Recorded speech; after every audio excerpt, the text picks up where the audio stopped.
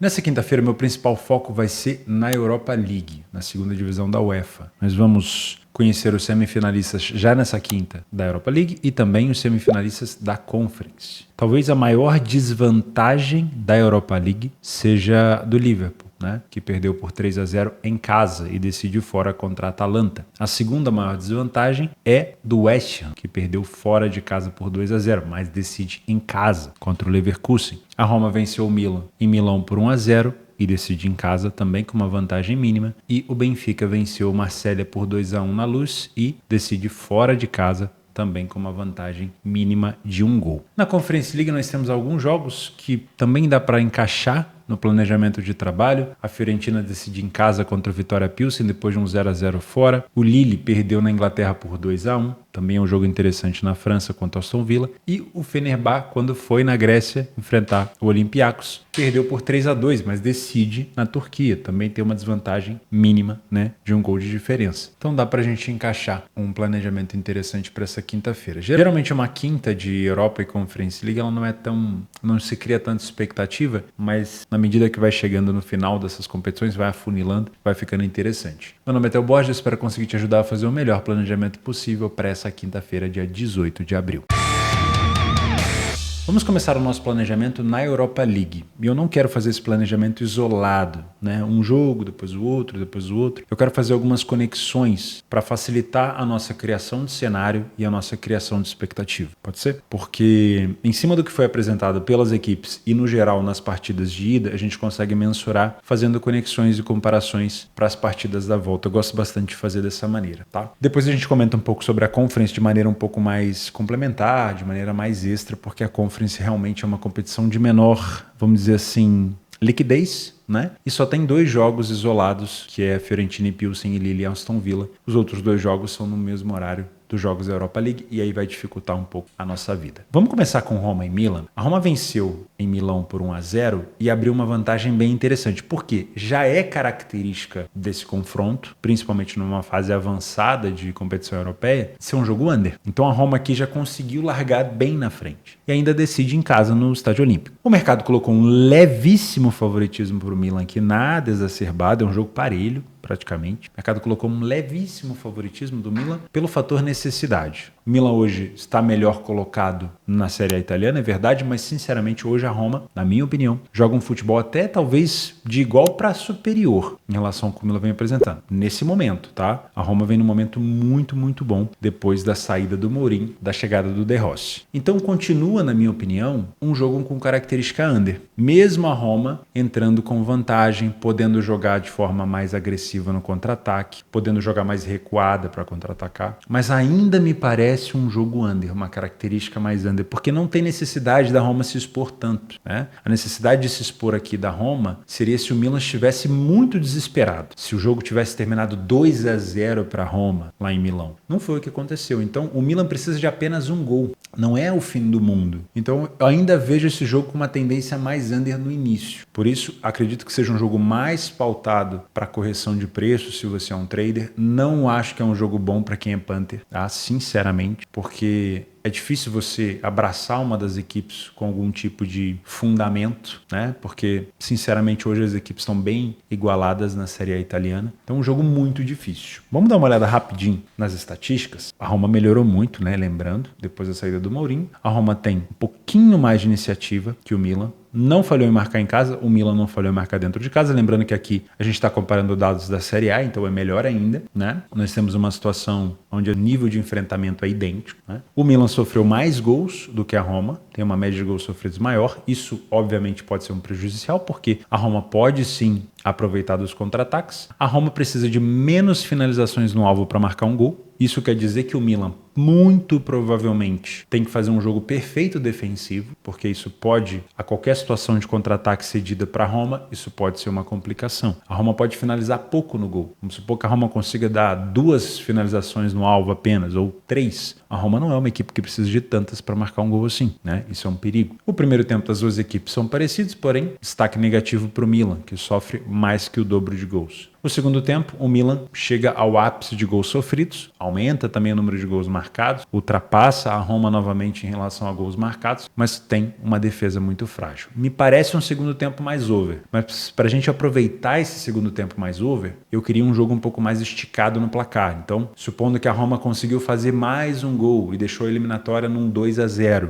isso provavelmente fará com que o Milan se exponha de maneira mais desorganizada, né? Porque se for um jogo de 1-0 Milan no primeiro tempo, o segundo tempo vai ser aquele negócio, ninguém quer perder, né? As equipes não se expõem, vamos talvez forçar uma prorrogação, e aí não vai me animar a trabalhar gols, tá? Mas se for um gol da Roma no primeiro tempo, provavelmente a gente vai ver um Milan no segundo tempo muito agressivo. As duas equipes têm boas características de bola aérea, a Roma é melhor nesse fundamento. O Milan tem sofrido bastante na finalização de fora da área. A Roma tem ali o Pellegrini, se for jogar, o Dybala para finalização de fora da área, mas a Roma tem sofrido muitos gols de cabeça, né? Então tem que tomar um pouco de cuidado com isso. Principais momentos de gol da Roma, no segundo tempo, aqui finalzinho, e o Milan também marca muito nesse fundamento. Então aqui a gente já pode fazer uma conexão de que se a Roma chegar com 1-0 neste jogo no segundo tempo, provavelmente aqui buscar um over limite nos minutos finais seja interessante, porque o Milan vai para cima com tudo, porque o Milan vai precisar fazer 2 gols para manter essa eliminatória viva. Vamos puxar aqui só os principais jogadores da Roma rapidinho: Dybala, Lukaku, Paredes e Pellegrini, tá? São os principais. Spinazzola já foi muito importante hoje em dia. Depois daquela lesão na Euro, né? Não tem tido um aproveitamento tão forte como era naquela temporada. Milan, principais jogadores: Giroud, o Pulisic, tá jogando muito bem, Rafael Leão, talvez hoje em relação a quebrar linha, a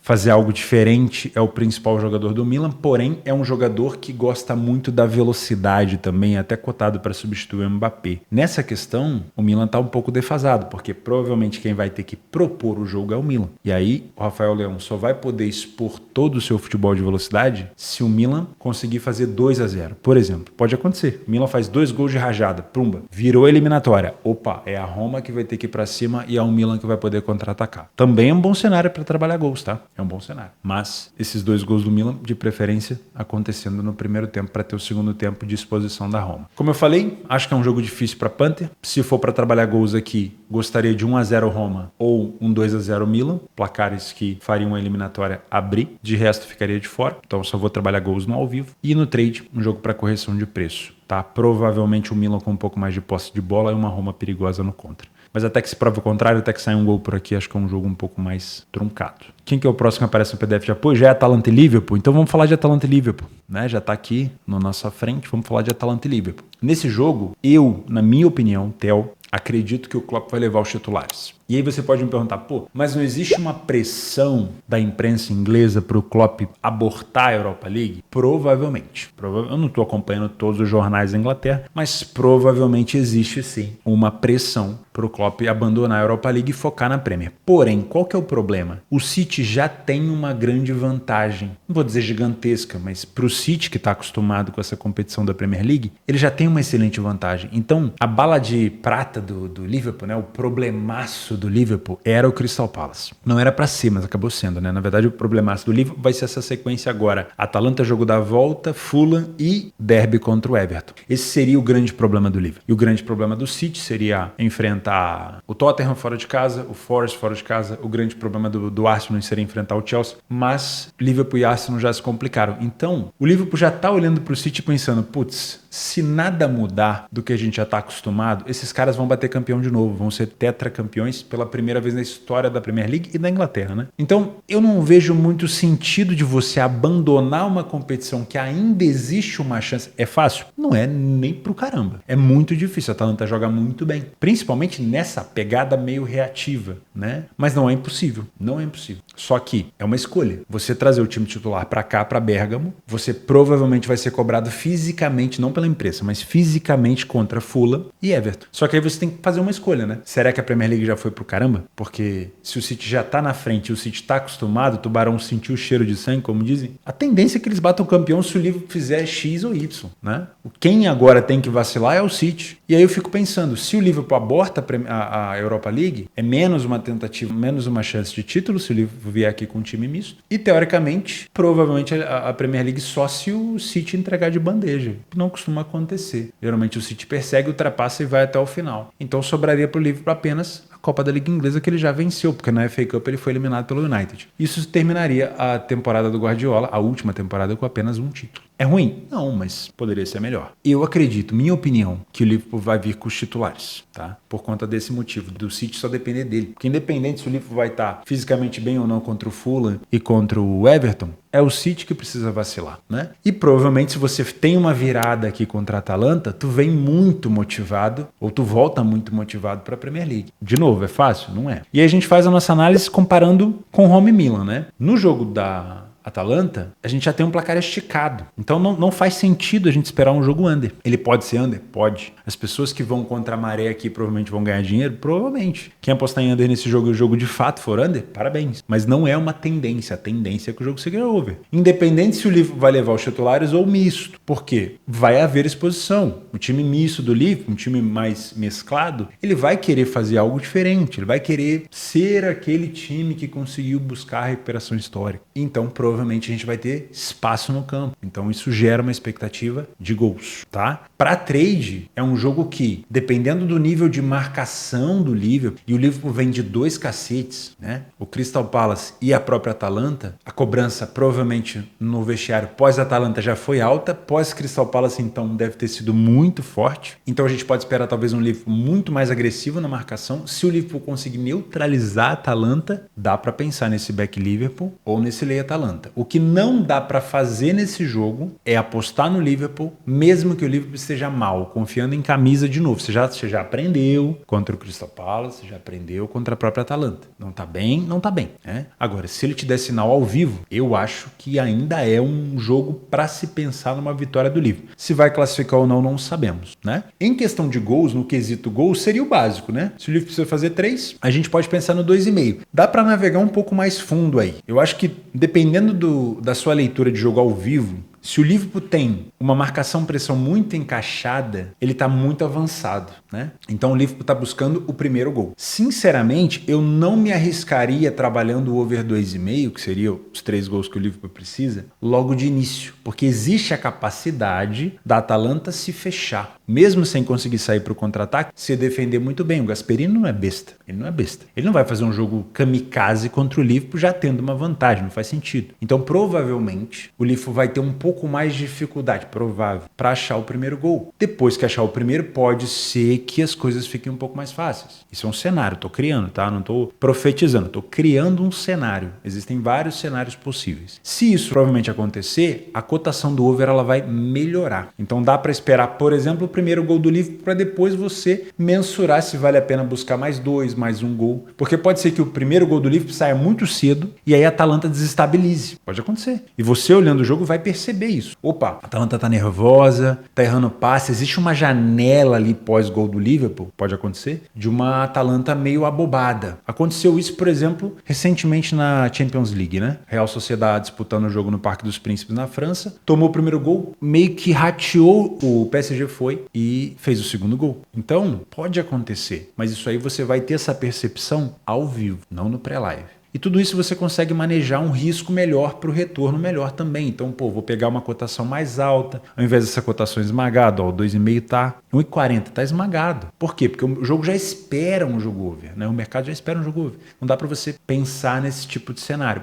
Deixa eu ver como que a Atalanta vai se comportar se o Liverpool fizer o primeiro gol. Então, eu tô fora do mercado e só vou me posicionar se a Atalanta tiver mal, se a Atalanta começar a se expor, se o Liverpool aproveitar para chegar. Porque pode acontecer também da Atalanta marcar cedo. O Liverpool bobeou, cometeu um erro de marcação e pumba, tomou mais um. Aí acabou. Aí provavelmente as coisas de fato vão pro caralho. Aí pode ser que o jogo esfrie. Então no live é melhor de se posicionar, você vai até buscar uma cotação maior. Cabe pensar no ambas marcam. A cotação aqui tá horrível, tá? Eu tô falando só do cenário. Não é ruim de se pensar, mas eu também não duvido que o Liverpool passe esse jogo sem sofrer. O Alisson voltou, defensivamente ainda não é um melhor Liverpool possível, mas, cara, a cobrança em cima desse time vai ser muito grande, né? Foi muito grande, provavelmente. Então eu penso o seguinte, se entrar o time titular do Liverpool, eu não olharia muito para esse ambas marcam. Agora, se for um time misto, cabe, porque aí a Atalanta se tomar um gol também vai fazer diferença nenhuma e provavelmente um time misto do Liverpool vai forçar a Atalanta, vai criar coragem na Atalanta de fazer um jogo mais agressivo. Aí esse ambas marcam pode ser interessante. Rapidamente aqui em estatística, o Liverpool fora de casa não é um time especial na Premier League, tem saído atrás várias vezes, falhou pouco em marcar? Falhou pouquíssimo, não falhou em marcar nenhum jogo, mas é um time que sofre com frequência. Isso aí tem que mudar. Se quiser uma virada histórica, vai ter que mudar, tá?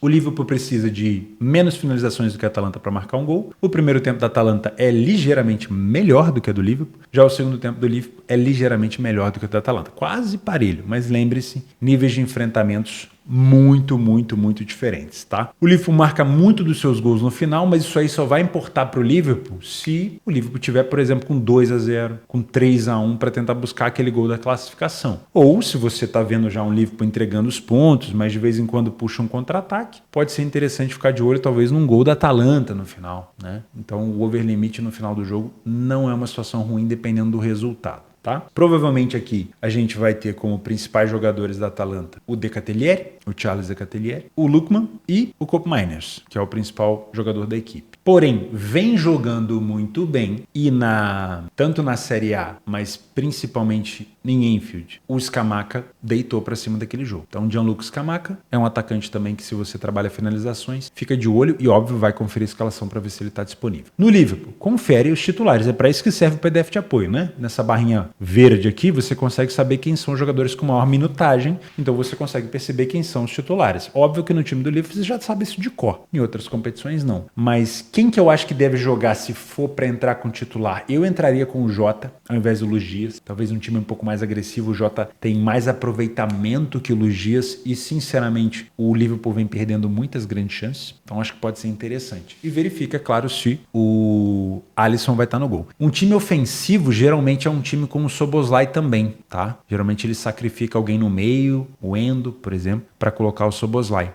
Fica um time um pouco mais agressivo. Vamos conectar West Ham e Leverkusen? Esse jogo aqui, ele também tem uma desvantagem grande, só que agora é o contrário, né? O West Ham teve a desvantagem na Alemanha e segurou até o finalzinho, mas o Leverkusen conseguiu fazer os 2 gols. O segundo gol foi do Boniface. E aí depois o Leverkusen foi campeão alemão, 5-0 para cima do Bremen. Provavelmente de ressaca?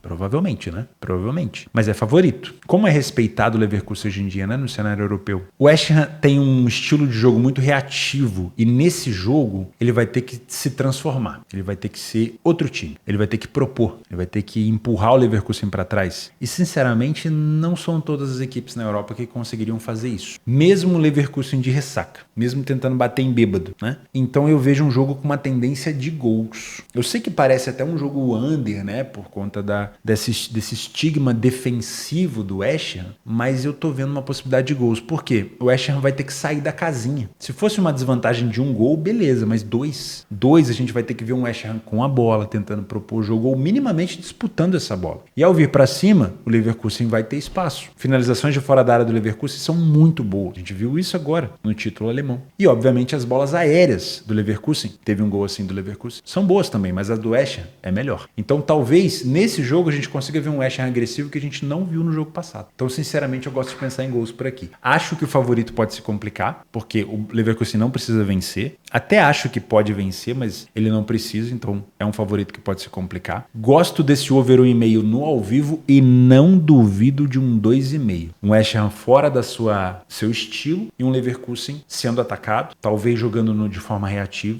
Também, talvez até fora do seu estilo. Pode ser forçado a jogar fora do seu estilo. Pode ser um jogo interessante. Equipes fora da sua zona de conforto podem apresentar mais espaço, mais erros de saída e tudo mais. Só que é o seguinte, essa cotação ainda está baixa. Um 2,5 aqui acima de 2 seria mais interessante. Tá? Dá para esperar o primeiro gol também. Porque, se o primeiro gol for do Leverkusen, aí não tem nada que o West Ham possa fazer a não ser se expor ainda mais. Aí vai ficar interessante esse 2,5. Se o primeiro gol for do West Ham, talvez dê uma esfriada. Se é que você me entende, né? Porque pode ser que o West Ham fale, opa, falta só um, deixa eu segurar aqui, não vou fazer besteira, não precisa me expor mais tanto. E o Leverkusen também fala, opa, ainda tá comigo a vaga, deixa eu jogar de maneira correta. Então, eu acho que num cenário extremo de gol seria o Leverkusen na na frente de novo na eliminatória. Tá bom? Um pouquinho aqui de estatística pra gente. O Leverkusen sai muito na frente do placar na Alemanha, mas lembrando o nível de enfrentamento, apesar do Leverkusen ter passado o carro, né? Ser o melhor time da Alemanha, é um West Ham que joga a Premier League, é uma competição muito mais forte, só que o West Ham não vem bem dentro de casa. Vem tomando muito gol e não pode tomar gol aqui se quiser classificar, a não sei que vai vencer por um placar elástico, né? É um time que já mostrou alguns relapsos. Recentemente, agora contra o Newcastle, chegou a estar vencendo por 3-1 e tomou um 4-3, do nada, né? Do Neida. O primeiro tempo do Leverkusen é melhor, o segundo tempo do Leverkusen é melhor, mas a bola aérea do West Ham ofensiva é melhor. Pode ser pela bola aérea que o West Ham consiga encontrar os caminhos. Se é um caminho de classificação, não sei. Mas para complicar a vida do Leverkusen, pode ser esses caminhos sim, tá? Momentos de gols aqui do... É estranho a gente olhar momentos de gol para um jogo de eliminatória, jogo de volta, né? Porque a característica dos times vão ter que mudar. Mas dá para olhar. O West Ham marca mais aqui no início. Seria ideal para o West Ham marcar no início. E no meio do segundo tempo. E sofre com mais frequência no final do primeiro tempo. Tomar um gol aqui seria um balde de água fria, né? E o Leverkusen marca com mais frequência justamente aqui, onde o West Ham mais sofre. Será que esse final do primeiro tempo pode ser uma boa oportunidade? Jogadores que a gente tem que ficar de olho. Bowen, claro, goleador. Paquetá, se vai estar disponível, não sabemos. O Ward-Prowse e o Kudus, né? São os principais jogadores ali da equipe do West Ham. Do Leverkusen, já sabemos. Boniface, não sei se ele vai entrar com o Boniface ou com o Patrick Schick. No ataque, Frimpong foi reserva no jogo do título, entrou depois, se eu não me engano. O Hoffmann também é um excelente jogador. Granit Xhaka, Florian Wirtz, fez 3 gols, se eu não me engano, no título. E o Grimaldo, né? Principal batedor de bola parada. E vamos conectar Marseille e Benfica. Um jogo com uma característica bem over, na minha opinião, também. Porque o Benfica tem uma defesa que deixa um pouco a desejar e um ataque agressivo. E vai vir um Marseille vindo para cima, né? Claro que quando eu falo que o Benfica deixa um pouco a desejar defensivamente, eu estou usando um cenário europeu, de competições da UEFA. O europeu, Portugal também está na Europa, mas de competições da UEFA. A gente viu a dificuldade que o Benfica teve na Champions. Caiu para a Europa League, ainda assim teve alguma dificuldade. Toulouse chegou a complicar um pouco a vida do Benfica nos playoffs, né? E o Marseille, na última eliminatória, fez um bom jogo contra o Villarreal em casa. Tá aqui, ó. Venceu por 4-0. Então é um Marseille que dentro de casa produz, na maioria das vezes, gols. Contra o PSG não marcou, mas marcou 4 no Montpellier, 3 no Shakhtar Donetsk, 4 no Villarreal, 2 no Nantes. É um time agressivo. Em desvantagem, vai vir para cima. E é um Benfica que tem capacidade de contra-atacar. Porém, a lembrança recente que a gente tem do Benfica na França contra o Toulouse foi um jogo onde o Toulouse teve chance pra caramba. Também foi um cenário assim. Acho que o Benfica venceu por 2-1 na Luz. O Toulouse teve muita chance para poder marcar. E o Benfica abdicou de contra-atacar. Então, é um jogo que cheira a gol, mas eu quero ver mais espaço no campo, ok? Então, ao invés de me posicionar logo no início, eu quero ver o comportamento do Marseille, se é um Marseille que vai se expor logo, né, que o jogo comece, e se é um Benfica que vai contra-atacar. Se não, se for só um Marseille jogando e o Benfica se contendo, sem aproveitar contra, ou se for um Marseille com dificuldade de aproveitar alguma coisa, eu vou ficar de fora. Eu só quero me posicionar em gols aqui se o Benfica, por exemplo, fizer mais um gol, transformando essa eliminatória em 3-1, ou se o Marseille fizer 2-0, virando a situação contra o Benfica, tá? Então é um jogo que tem capacidade e potencial para gols, mas na lembrança recente de um Benfica contra o Toulouse no mesmo cenário, time português contra time francês, na mesma competição de playoff, eu não gostei tanto do que eu vi do Benfica. Acabei até me posicionando em over ali no final e não tive um resultado legal. Então eu esperaria, de preferência, um gol do Benfica para me posicionar, ou que a minha leitura visual fosse de um jogo muito aberto, tá? Estatísticas para nós aqui. Benfica tem um pouquinho mais de aproveitamento em relação a sair na frente do placar, falhou menos em marcar, mas o número de gols é praticamente igual. Sofreu mais fora de casa, precisa de menos finalizações para marcar um gol. O Benfica e o Marseille têm um primeiro tempo parecidíssimo, mas o segundo tempo do Marseille é mais coerente na defesa. O Benfica é um time que toma mais gols. Mesmo nível de enfrentamento do Benfica, sendo assim, a maioria das vezes, equipes bem abaixo tecnicamente. O Marseille já pega equipes mais fortes ali na França, né? Em relação à sua capacidade técnica, claro. O Marseille marca com mais frequência no primeiro tempo, seria ótimo para o Marseille e para o jogo, se esse jogo de fato tivesse um gol cedo. O Benfica sofre com mais frequência no segundo e marca com mais frequência no final dos dois tempos, tá? Principais jogadores aqui do Marseille, o Aubameyang, que fez o gol que deixou o Marseille vivo lá na Luz, e do lado do Benfica, o Rafa, que se eu não me engano também fez gol na Luz, o Di Maria, Coxu e o David Neres. Não sei se vai jogar aqui o David Neres, mas para mim, é um cara muito importante, pelo menos na Taça de Portugal quando jogou, participou bastante do jogo. Em relação a trade aqui, eu até dá para trabalhar correção de preço nesse jogo, mas eu viria só para gols naquele cenário que eu comentei. Vamos falar sobre Conference e a gente já complementa com os jogos extras, tá? Primeiro jogo da Fiorentina fora de casa contra o Pilsen foi 0-0. A Fiorentina é mais time, tem um jogo propositivo mais forte, um jogo aéreo muito forte. A Fiorentina finaliza bem de fora da área e utiliza muito bem a bola aérea, mas é uma cotação esmagada, tá? Então pro trade pode caber, é um jogo isolado em relação ao horário, comparando com os jogos da Europa League. Pode caber sim uma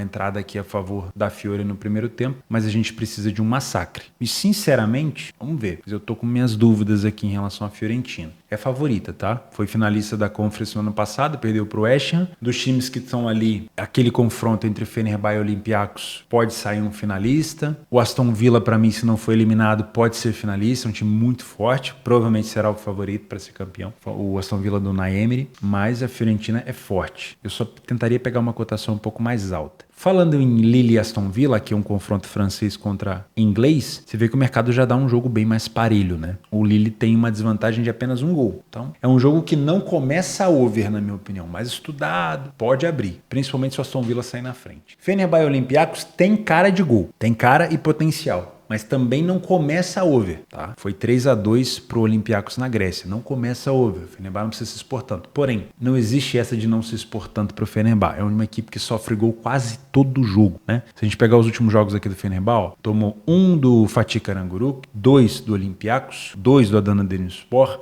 2 do Trabzonspor, 1 do União Saint-Gilloise, 1 do Pendikspor, aí não tomou do Saint-Gilloise fora de casa, nem do Hatayspor fora de casa, tomou 3 do Ankaraguçu e 1 do Kasimpasa. É uma equipe que sofre muitos gols porque cede muita oportunidade. Então, cheira gol de longe este jogo, mas se o Olympiacos pudesse contribuir com um golzinho cedo, seria ainda maior, né? Esse cheiro de gol. PAOK e Clube Brugge, eu confesso pra vocês que eu não acompanhei o primeiro jogo. Deixa eu ver quanto é que foi. 1-0.